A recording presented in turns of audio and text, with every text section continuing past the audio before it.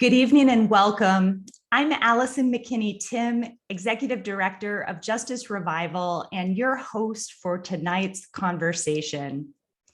Well, we have seen a seismic shift in US law over the last week as the Supreme Court overturned the constitutional right to abortion, reversing 50 years of precedent. Right now, there are people of faith across the country celebrating. There are people of faith across the country mourning and mobilizing. The moral and legal debates giving rise to this dramatic outcome are profound and long-running, and surely those debates will continue. In the meantime, the human impact of this sweeping decision remains to be seen. We know that many Americans struggle with financial difficulties related to bearing, birthing, and raising children in a rich nation that is home to 140 million poor and low-income individuals. Growing income inequality, persistent race-based disparities in wealth, and rising inflation are all pressing economic concerns. We're here tonight to discuss how the reversal of Roe versus Wade could affect America's poor in particular, and what obligations people of faith and our government owe to those in need, especially now that options for family planning are narrowing quickly in many parts of the country. This event, honoring the rights of the poor in a post-Roe America, is part of Justice Revival's ongoing series, The Heart of Human Rights, Faith-Fueled Advocacy on Issues of Our Day. And here with me tonight, we have two expert guest speakers. The Reverend Dr. Liz Theo-Harris is co-chair of the Poor People's Campaign, a national call for moral revival, alongside the Reverend Dr. William Barber II. She is the director also of the Kairos Center for Religions, Rights, and Social Justice at Union Theological Seminary. Reverend Liz is an ordained minister in the Presbyterian Church USA, and she teaches at Union Theological Seminary in New York City. She is author of, among others, the book Always With Us: What Jesus Really Said About the Poor. And Lauren W. Relaford, MSW, is a mission-oriented public and population health professional focused on bridging the gap between social theory, spirituality, research, and practice. Her master's degree work focused on the biological impacts of trauma in Black birthing women and the need for policy solutions. She currently serves as political director for Sojourners, responsible for policy strategy, advocacy, messaging, and more. And a warm welcome to both of our guests. Let's go right to the heart of what has been top of mind for the last week. This is the Dobbs versus Jackson Women's Health decision. Reverend Liz, you put out an article with your co-authors about 5 days ago, reflecting on the decision. Share with us, what is your take on this watershed court opinion? Well, first of all, thanks so much for inviting me to be in conversation with you. So much respect to Justice Revival and all the work folk here are doing.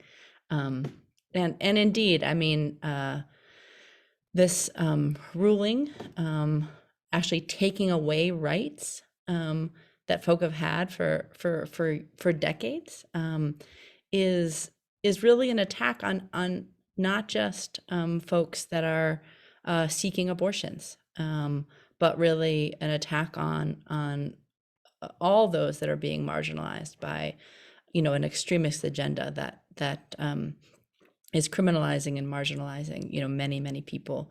As you said in your intro, 140 million people in the richest country in the world, are poor and low income. 74 million of those are women and girls.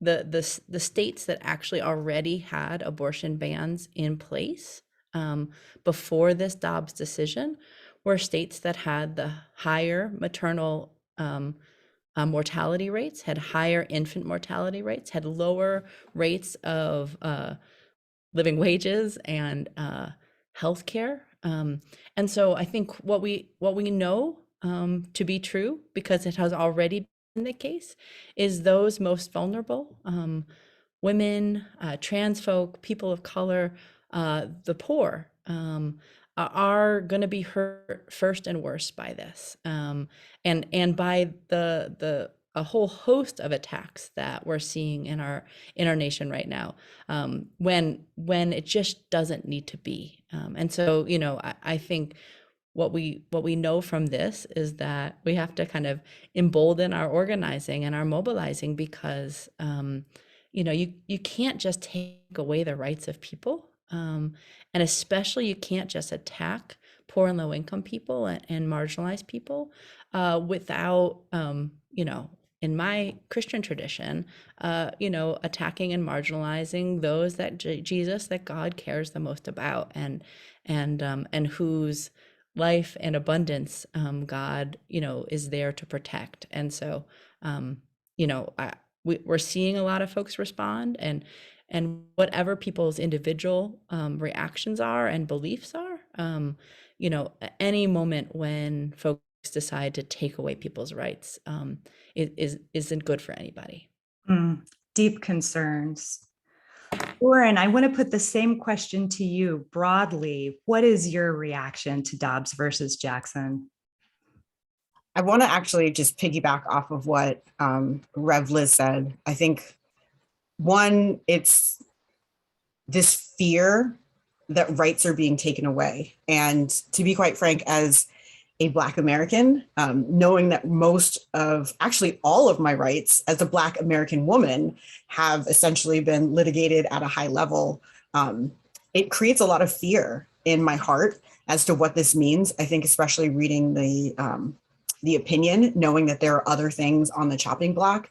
And so even if they don't directly impact my rights, there's people that I love who identify as LGBTQ. Plus, there are folks who, just across the board could potentially be impacted by this. And so I think to just see the systematic dismantling of the 14th Amendment in favor of God knows what kind of agenda is terrifying. I think it's also not just a right, but it's just your ability to make healthcare choices, right? I think that from a sojourner's perspective, women should have access to all reproductive health services, and that includes access to safe and legal abortion. So to take away someone's right to make a choice for themselves, one, I think goes against the Bible, it goes against scripture. And even though this isn't a law, right, I think the Bible's very clear when it says, woe to those who pass unjust laws. And so to see a court who is claiming on behalf of Christianity that they're doing something that to me is in direct contradiction of what scripture says is really terrifying. And then, just to see how other people have been grieving and mourning, you don't like to see other folks suffer. And so I think that is just, I think, a very broad stroke, sort of the fear and the anxiety and the sorrow that I feel really about last Friday. So deep concerns about the threats, not just represented in this opinion, but the door that's been opened through this originalist rationale is also wrote about, to sort of turn back the clock to 1868, which of course was decades before women could even vote. I wonder, so I saw an article, spent time reading it in Sunday's paper, about the Christians who are celebrating this decision, who feel like this is an answered prayer, who feel like this was God showing up. Reverend Liz, how would you talk to folks who are coming from that perspective? And do you have occasion to dialogue with folks who are on the other side of what we know has been such a deeply contested issue in US culture and politics? I think you're muted. Thank you. Yeah, so we surely have have many connections and many relationships with folks that are against abortion and against choice, and then many relationships and many connections with folks that are for the right to choice. And I think the way I look at this issue, especially because we often talk about it as a life, is, are people, flourishing outside the womb? Are we passing policies that are about universal health care? What is it that in the last couple of months our Congress chose to not extend the child tax credit, and sent 4 million kids back below the poverty line? And half of those families that were receiving that child tax credit are now struggling to feed their families. And so we want to have a conversation about what Jesus, has to say about this moment. I want us to include in that conversation, when you did it to the least of these, when you failed to have adequate food in a country and a world that throws out more food than it takes to feed everybody, when you fail to provide, utilities and basic economic, sustainability.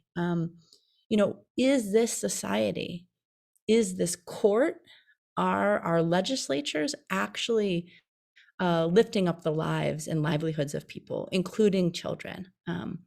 Or is this actually more about an extremist attack and control, about people being able to make decisions that affect them and their communities, and their privacy? So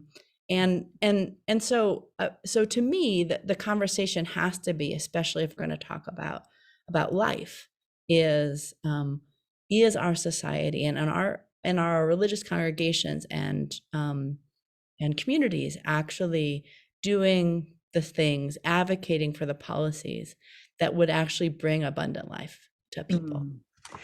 And Lauren, if you would pick up on that, is there a difference when folks are embracing what we might acknowledge as perhaps a more consistent ethic of life and really also supporting policies that strengthen the social safety net? Is there space still to engage them on this issue of the liberty to decide whether to bear children? It's a really good question. I would say that when you say that you, whether it's, being pro-life or even, anti-death penalty, if you say that you honor life, and I'm Catholic, right? So I'm going to borrow some Pope JP2. That's John Paul II for those who may not know. And he has this great quote, and I'm actually just going to read it verbatim because it really hits me, but it's life through conception to all subsequent stages is precious. And so I feel like there's just this forgetting of what all subsequent stages are, the uniqueness of the different stages of life, because obviously your needs at 17 are going to be different than your needs at 27 and 37 and 77 and so on. And as a social worker and someone doing in policy and being able to work in those systems and then also hopefully work to reform those systems, what is being said and what is being done and what exists is not congruent. And I think you even look at the fact that there are over 400,000 kids in foster care right now, right? And if you know anything about the foster system, it is not an ideal place for any child to be in any longer than an hour, quite frankly. And you think about the ramifications of this decision and sort of this, well, you can just adopt a child. Okay, but what about the children that are already there, right? What about the over 400,000 children that are already essentially languishing in foster care and then don't have the supports after they quote unquote age out to really land on their feet? What are we doing about the current maternal mortality and morbidity crisis, right? I saw this stat where it said, and and shout out to Boston College School of Social Work. That's my undergrad alma mater, but then social work, so it's double heart. That it's actually more dangerous to give birth in DC than it is in Syria. So if you take away a woman's right to make her own reproductive choices based on her own understanding of her health and her health needs, not only are you essentially forcing them into a potentially deadly situation, but you're really making her life sort of second class here, right? And I think that what is really lost in this debate is the fact that women and people who can give birth have unique needs. I think and it's not being pregnant. In global health, we said it was a trauma to the body. And so it's not just, oh, you can carry the child and adopt it. It's okay, you are undergoing an internal trauma for 9 to 10 months, maybe experiencing some biological trauma after to heal.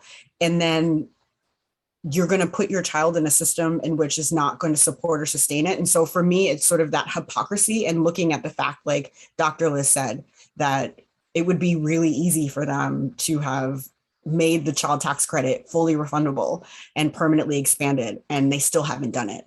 Right now, we're jockeying over whether we're going to include premium tax cuts or give folks childcare, or we don't even have paid family leave. So you can't sit here and say that you want and you honor life if you're not actually going to sustain it. And so I think that that major gap is only going to be exacerbated by this decision. And the people that have always been hurting the worst, which tend to be intentionally disenfranchised and intentionally underserved and intentionally underfunded populations, are going to continue to bear the burden of people's decisions who think that they know more than them about their own life and their own safety and their own dreams for the future. And so I could probably go on. And I hope that that was a somewhat coherent thought, but it is something that really bothers me, because I think folks really are not taking motherhood seriously.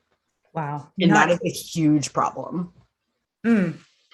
Not taking motherhood seriously, not recognizing, you named the physical trauma and all of the other psychosocial and economic sort of challenges.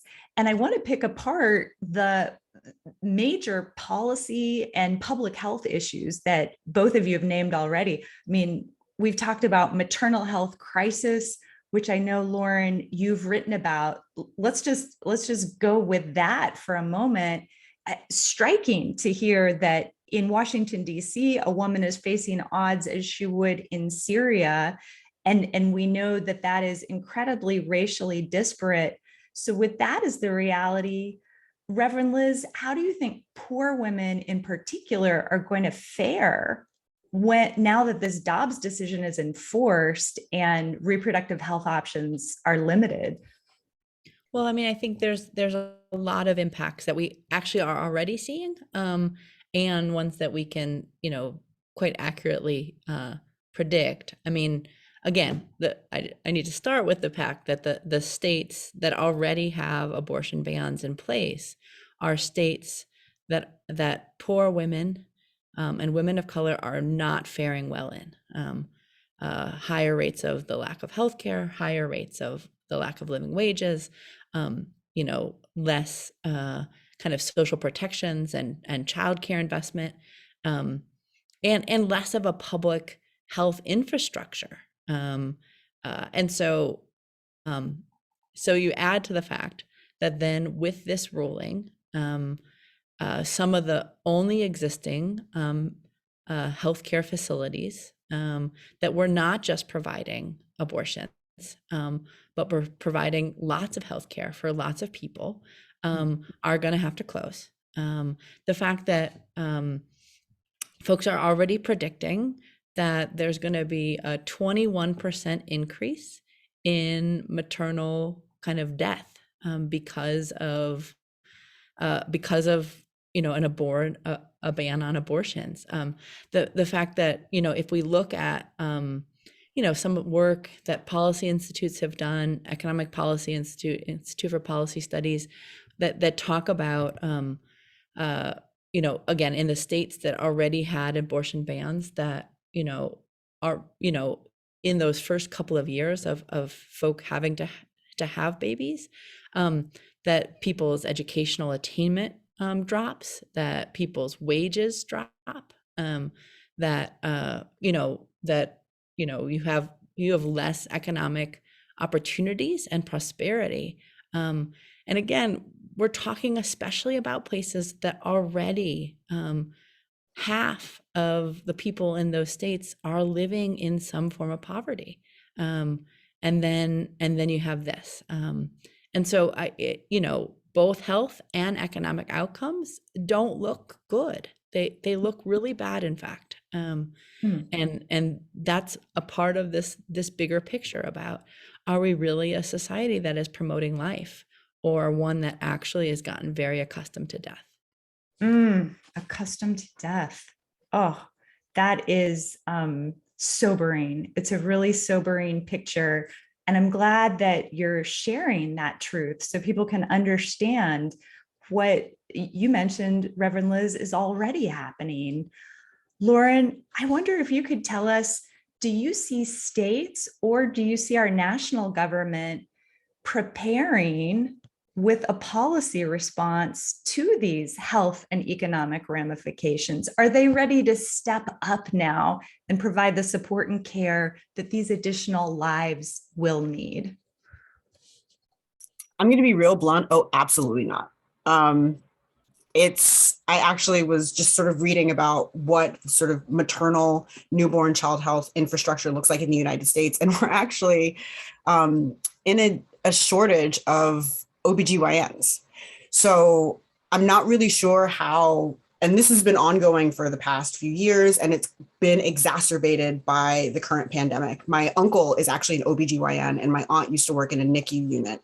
And to sort of hear the challenges that he's been going through throughout his career, and how, of course, that they've just gotten worse over the pandemic, and thinking about the case burden that they undergo, women who they're treating who may or may not have gotten care early on in the pregnancy. So a lot of women actually, the majority of Black women in DC actually don't start prenatal care until the second trimester, right? So that's 3 months of just sort of development without any like proper care, any nutrients, vitamins, like no real life sustenance, if you will. So we don't have at least that physical healthcare structure to do that. We've already sort of pointed out some of the policies that we already have. I mean, when you think about, we'll go back to the foster care system, there's an extreme dearth of programs for children who age out. So that's 21 after the foster care system.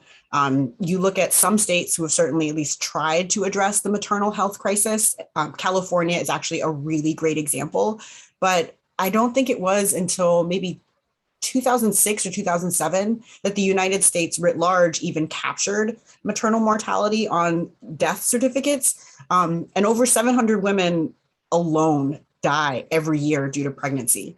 And so if we can't, during Roe, during sort of the era of Roe, take care of, and I like to center this for Christians by saying the Marys in our life, then what are we kind of just sort of throwing them to the wolves, right? Right now, our country is no better than those people in the inn who decided, oh, hey, there's a pregnant woman, go sleep in a stable, I'm not going to give up my room. And so we kind of just have this like biblical historical mistreatment of women. And again, this sort of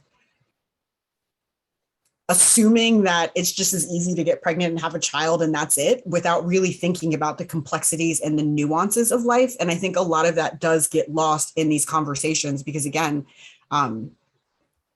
if you are going to have a child, when you have that child for the first 18 months to 3 years of life, their social, emotional, and neurobiological development is entirely contingent and is entirely, what is the word I'm looking for? Dependent on that woman or that caregiver's ability to provide them, in social work, we say, just enough to be able to have everything they need in life. But we don't have the systems in place we don't even think about it in a continuum of care, right? It's maternal care, newborn care, and child care. So we're already siloing off and acting like these factors are completely like independent of each other. So how do we again expect with a decrease in the number of people who take care of not just pregnant women, but women's reproductive health overall? If we don't have those, I think in one stat, there was only like 58 OBGYNs for the entire state of Alabama. And I may have misstated that, but it's like, our system is already overburdened. You look at policies, they're not increasing funding for maternal, newborn, and child care in appropriations. And where they do, it gets cut back. And then folks start, getting into the weeds, and they're like, well, is it going to go to abortion? Is it going to go to this? And it's like, okay, but it's going to go to take care of women. And I just, in doing some of the research, like, we are just woefully underprepared for this. And it really is, I think it's really reflective of and I'm going to sum it up, but this statement that was made by one of the justices during the actual debate over Dobbs, where it was, the burden of pregnancy and the burden of parenthood are not the same. So again, safe haven laws should take care of all of that. And a woman, again, can just carry a child for 10 months, 10 months, and then just, that's it. There's no, like, when you say those kinds of things, that, like, we go back, that ethic of life is not there. And it's reflective in the lack of child tax credit, which is really, it's easy to do. We don't have paid family leave. So all these women are going to have kids, and what are they going to do? Especially lower income women, or women that are intentionally underserved. You can't take off like that. A lot of women work up until their last day for pregnancy, which is not healthy for them and or their child. And then when they're born, their salaries are barely sustaining them as is. And so to add, to borrow the phrase, the burden of parenthood onto that, how are we, like, we're kind of just sentencing these children to death, essentially. And we're not thinking about these wonderful, amazing creatures who need us, who rely on us to make sure that they are going to have everything they need to be healthy, thriving adults, not just folks who survive, not just folks who are barely getting by, but actually living out their potential as creatures of God. And so, it's very hard to think about, because again, it means that children are going to suffer. I'm never going to forget the image of throwing Mary to the wolves or sentencing our children to death. This is actually a heartbreaking reality that we're exploring, but it's so important. And I'm grateful that you all are speaking candidly and directly to these really grave issues. I'm struck, Reverend Liz, by how sort of attitudes toward the poor kind of underlie this matrix of policy deficiencies, where we have problems with maternal mortality, we don't have paid leave, we don't have protections for pregnant workers, we don't have a renewal of the child tax credit. You've written in your book that poverty is systemic sin. And yet I know there are Christians in this country who think really what the Bible is calling us to is private charity, not government entitlements. Can you speak to that view and help us understand, what is the duty as a person of Christian faith toward the poor? Yeah, no, so I really appreciate this question.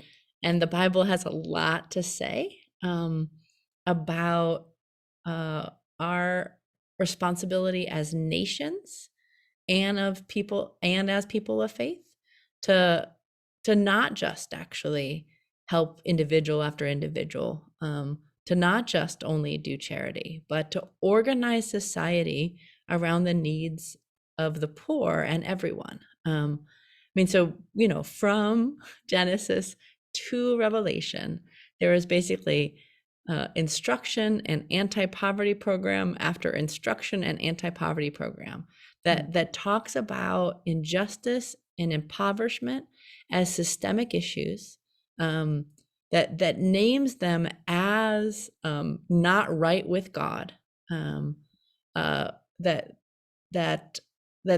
puts forward God's instruction, God's commandments, to cancel debt and release those enslaved to injustice and nationalism and racism and structures, to pay workers what they deserve, to lend out money, knowing you may never get paid back again, and to organize policies that are about lifting from the bottom so that everybody rises. And this, this is everywhere throughout. And in fact, the instruction, for instance, in Matthew 25, that many people will quote to say, well, this is about, charity, of what you do unto the least of these, you do unto me. It starts out as a message to the nations. It's a message about how our society is supposed to address the problems of poverty. And the Bible and Jesus are very clear that poverty is not an individual failure. It's not that people are just not praying hard enough, or having too many kids, or not working hard enough. In fact, it's exactly those ideologies that Jesus is pushing back against in our Gospels. But that in fact, our society is structured in a way that makes it really difficult for the vast majority of people to actually thrive in the way that God intends. And so I think what it means for those of us as people of faith is we should probably go back to our Bible, see what it really says about poverty and justice, and that we then should go out into the public square and advocate for policies on a structural level, on a state level, on a national level, on an international level, that are about lifting the load of poverty, and that anything that stands in the way of that is actually going against the will of God, and we should name it as such. Wow, such a clear and thorough articulation of how strong that biblical imperative is to create policies that support all of us, including the poor. I spend a lot of my time teaching human rights in churches and seminaries. And whenever I've asked a class, what's the first right that you think was ever recognized in the Western Christian tradition, I've never gotten the actual historic answer, which, as many, I think as my guests might know, it was the right of the poor to assistance, social welfare assistance based on the abundance of the rich. And it goes so far back to the church fathers in the 3rd century. If you do not feed the poor, you kill them. And then was articulated by canon lawyers in the 12th century. But it usually blows people's minds when I say that, because of course, although economic rights are protected under international law, rights to healthcare, jobs, schooling, these are not rights that are a strong part of our US tradition. And so talking about healthcare, for instance, as a human right is still a new idea. Lauren, I wonder if that idea comes up for you in your work. Does it help? Is it meaningful to think about healthcare, maternal care as a right? Or is that language that is sort of left to the lawyers and not really that prominent in the public health field? I would say it's mixed. I think it depends on who you're speaking with. And I say this coming from, so I was a public health lobbyist for 10 years. And so when I first started out, I was really blessed to actually work on the Affordable Care Act. So me personally, and part of what we were saying was this is just a basic human right, in part because it's a basic human need. And so somewhere along the way, or certain folks sort of like to argue with that. And I really appreciate being able to work in a faith-based space, because there's so much, like Dr. Liz says Reverend Dr. Liz says in the Bible, there's so much that is said about just providing for people, right? And not only that, it's the why is also made very clear. It's because it clearly says in Corinthians, like, when one suffers, we all suffer. And when one is honored, we are all honored, right? And so even if you don't buy into some of these arguments, again, you have to go to scripture. And it is very clear that you as an individual, if you come across someone's human suffering, and there are tons of examples of this in the Bible, you as a human being have an obligation to address that and mitigate that person's suffering. That is in part because the greatest commandment is to love others by themselves. And so it is very unfortunate that there are some folks who do certainly believe that care and then maternal care is not a right. And then it's also considered taboo, because we also know that a lot of women's health issues just in general are incredibly taboo. And so it can be very difficult sometimes to discuss with people when, to you, from a spiritual standpoint, from just a basic standpoint, right? Because providing healthcare means healthy people, and healthy people means a very functioning, healthy economy. So you have your basic narrative here, and then you have, your hard data facts. And so when you mix it, it becomes this compelling argument. But unfortunately, it's clearly not sticking, because again, we don't have things like a very strong, robust maternal, newborn, and childcare healthcare system. Again, we're in the middle of a maternal health crisis. DC is, it's more dangerous to give birth in DC than it is in Syria. And so I would love for that just to become common knowledge and the common starting point for all discussions. But unfortunately, we're very much stuck in this camp of folks who are like, it's a privilege, it's not a right, where folks are like, well, my health, again, it's a basic need. And so therefore you should have the things that you need. And to me, scripture commands that we provide those things to those individuals, because life does matter. And so therefore, if you want it to thrive, and if you want to be part of the vine, then you make sure that all the other branches are taken care of. Reverend Liz, the same question. You're at the Kairos Center for Religions, Rights, and Social Justice. Do you find rights talk useful in your work with the Poor People's Campaign? So indeed, I do. Again, I think the idea that, and I think this goes back to our sacred texts and traditions. It also, as someone who's organizing in the United States, it goes back to the Declaration of Independence. It goes back to the Universal Declaration of Human Rights that Eleanor Roosevelt helps to write, kind of based on some of the founding documents of the United States. But this notion that people are endowed with certain inalienable rights, and that those rights are about, life and liberty and the pursuit of happiness. And as Dr. King said, if a person doesn't have a job or an income, if their rights are being trampled on, then they merely exist, and they're not actually enabled to realize the kind of full potential, and also those kind of that promise of rights in this country. And so I do believe, actually, it's not that it's a privilege, it's not that it's like a nice idea, but that everybody should have, the right to healthcare, the right to housing, and decent, housing, the right to,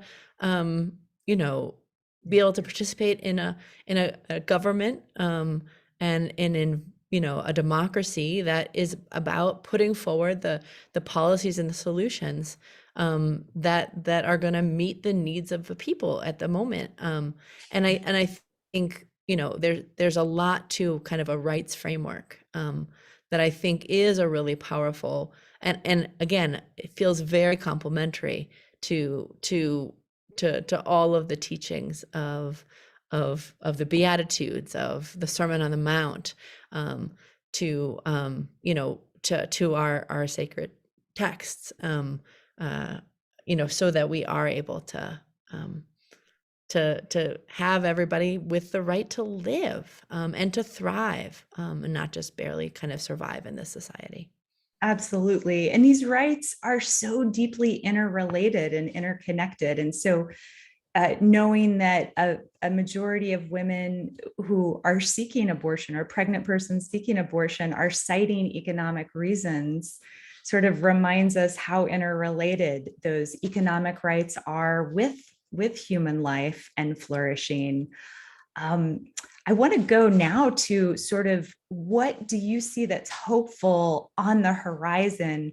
Lauren, what do you think are the most important policy initiatives that we should be supporting right now in order to help mothers, pregnant people, children, families? What do we need to get behind, and how can we do that? Sure. So I think there's a lot. I will say that at least in the House, this 117th Congress, they have done a fantastic job of actually getting things done. I'm almost a little hesitant to say anything about the Senate because I have to work with them, but the Senate is the place where things go to die. And so a lot of great things that have been in the House are not really flourishing in the Senate, which is kind of ironic because there's a lot of people not flourishing in the United States. So maybe that's the case. I think the biggest piece of legislation that for me is something, and this is where I'm a nerd, I'm obsessed with, is the Black Maternal Health Act, the Black Maternal Momnibus. And it's a really cute play on the idea of the omnibus, which is a collection of bills that folks cuddle together at the last minute to try to get passed because it's easier to get a bunch of things passed in the same bill where people will have consensus of wanting to get their things passed than individually. And it's a set of 10 bills that address different facets of maternal health with the primary focus on Black women. But I will say, just because the focus is on Black women doesn't mean that it ignores everyone else, right? When you focus again on the least of these, you create a baseline, a standard of care that then flows up. And so working from the bottom up is a great thing.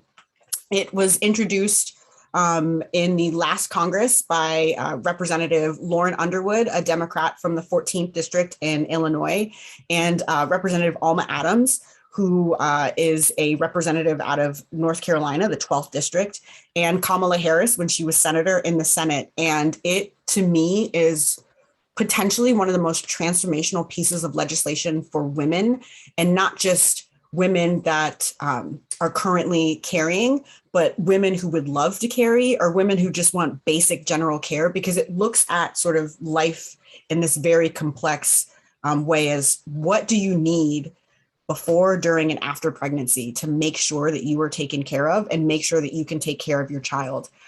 It has been introduced in this 117th Congress, and Lauren Underwood and Alma Adams brilliantly have found other ways outside of just getting the momnibus passed. As a standalone, they include pieces in the House's version of Build Back Better. They're working in the appropriations process to ensure that states have funding for some of these programs, because again, all politics are local. And so creating sort of this base of states and localities that now have well-funded maternal care creates a greater justification for the federal government to then create funds and support what's going on in the state and local level. And so I highly, highly, highly encourage folks to, and I can drop some links in there, to look at the Black Maternal Health Caucus, look at the work that they're doing. Read some aspects of the bill, what it would provide. They actually have great one-pagers. It covers everything from vaccines for pregnant women to social determinants of health to maternal, mental, and behavioral health care, which is huge, to rights for women who are incarcerated and pregnant. And it also creates infrastructure. So it's the folks who are supposed to care, so social workers like myself, as well as doctors and nurses, to actually sustain life and help it thrive. And I think that just calling your member of Congress, it is appropriation season. They have not necessarily come to an agreement on top line numbers, but things are going. Calling your member of Congress. August, they're going to be in district, trying to set up meetings in district and saying, we now have a major gap. Women were already suffering, and now they're really going to suffer. This needs to get passed by any means necessary, and letting your voice be heard. So that way, when folks like myself come in and say, hey, by the way, have you signed on to the momnibus? What is sort of, the pass it, like, what is the chances of it getting passed? They're like, oh yes, I have been hearing from my constituents, and let's go, let's do this. So it is a two tandem effort. And so I would say that that is probably the best chance of potentially passing, because it has so much support. And a lot of states are passing similar momnibus pieces of legislation. The administration is all for it. Obviously, Kamala Harris being the vice president means that there's a lot of muscle behind it. And so we're just kind of missing that voice of the people, of the actual women, to say, these aren't just fancy suits and coats who need this. Like, I am a woman. I have women in my family and I care about them and they're suffering, and I cannot continue to endure that. Y'all heard that. Call your senator, talk to them about the momnibus bill. Tell them, don't throw Mary to the wolves. I'm never going to forget that. Reverend Liz, same question. What are the most important policy proposals, bills we should be focused on and advocating for? So I really appreciate what Lauren was just talking about, and have wholehearted support there. I think I want to step back a minute and say that I think one of the rights that we have to and pieces of legislation we really need to support is about protecting and expanding our voting rights, because the states that are suppressing our votes are the states that have not passed Medicaid expansion, have not raised minimum wage to more of a living wage, and right now we're in midterms. We're preparing for midterms, and we know that there's another presidential election not only a couple years away.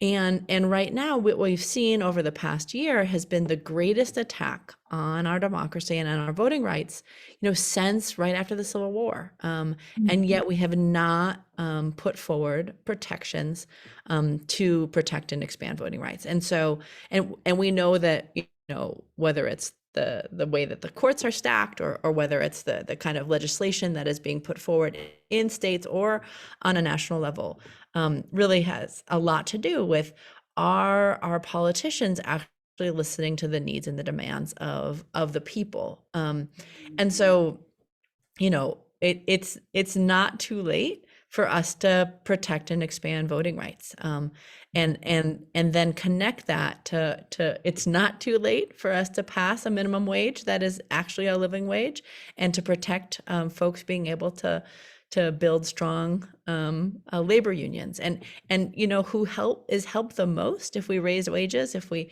have paid sick leave and family leave, if we have strong unions, if we have voting rights, if we have healthcare, are poor women. 2/3 of our frontline workers are women, and mostly women of color. And so what we're talking about is, this is how we help to lift people up. And then we have to have strong kind of welfare and social service programs, things like the child tax credit, and then expanded. We absolutely should not have the level of poverty in the richest country in the world, and we have policy solutions to it. They're at hand. They're here at the ready. And so we need to keep on building that kind of power to do what Dr. King kind of said, was make those in power say yes. Yes to all the things we're talking about here, when they may be desirous of saying no. And so I really believe and want to encourage us all to keep on pushing on these very needed issues and legislation. Yeah. It's a great reminder of how essential our right to vote is to all of these reforms that are needed. And again, all of our human rights are interrelated and indivisible. And so without that ability to get to the polls in a fair and equitable way, it's hard to pursue the other reforms that are needed. I want to go now to some questions from some of our participants in the audience. Christina asks, would you continue to share any scripture verses that we can use to defend women's health rights? Any thoughts for Christina on that from either of you? I feel like challenge accepted in part. I think I'll say real quick, because I do not by any stretch of the imagination mean to cut you off, but I would just really focus on the story of Mary. I think the fact that we are still treating women today like Mary was treated back then, I think should be stronger than any Bible verse, because you should be aghast at the fact that Mary had to give birth in a stable. And to me, like, as a child, I remember looking, at your picture Bible back then and just being like, why didn't y'all leave? Like, why didn't the innkeeper say, no, this is a pregnant woman. She has a lot of needs, probably more needs than you do. You need to make space for her. And so I'm going to leave the deep theology to Rev Liz, but the story of Mary has always bothered me because we revere her, but we don't take care of her. I feel like you've got a sermon in there, Lauren, a sermon who just wants to be preached on that. Reverend Liz, do you want to add too? I'm seeing some amens here too in the chat. I want to amen that for sure. And I mean, everything to do with Mary's song, Mary's story, just fully affirms which side God's on. And that is for sure the side of women who are in difficult situations and whose lives are often at risk. I think I'm also thinking about a couple of other passages. I'm thinking about the story of the woman with the flow of blood. And one of the things I love about that story is the agency of the woman in that story. Here she is, someone who has been suffering, has gone to doctor after doctor, has no resources, has turned over every rock to figure out a solution, and who's actually basically told in the crowd that day that she can't get near Jesus, right? But she doesn't take no for an answer, and she keeps pushing, and that kind of agency and that organizing and that crying out is completely and utterly affirmed. And Jesus not only says, of course you're healed, and everyone around you should be healed, but that you are the way that it got done, right?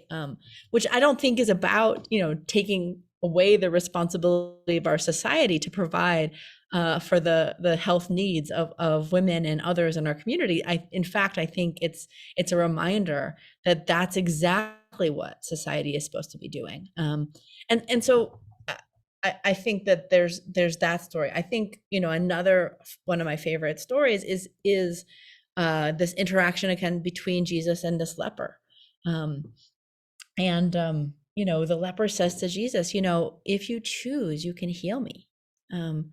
And I think about that leper being so many of the women, so many of the families, so many of the men, so many of the trans folk, in our world today, who are saying to this society, if you choose, you could heal me. Well, we spend more money on healthcare in this country than any other kind of like economy. We have 5 abandoned houses for every homeless person in the society, and yet we have tens of millions of people who are living on the street or doubled up, tripled up, in places. If you do choose, you can heal me. And Jesus' response, which should be our whole society's response, is I do choose. And I think that's where, when we're going to talk about, what the Bible has to say about our health and our livelihood and the protection of the vulnerable, there is a lot, and none of it is about giving more power to a court that knows nothing about the experiences of people, than to poor women and others that are going to have babies themselves.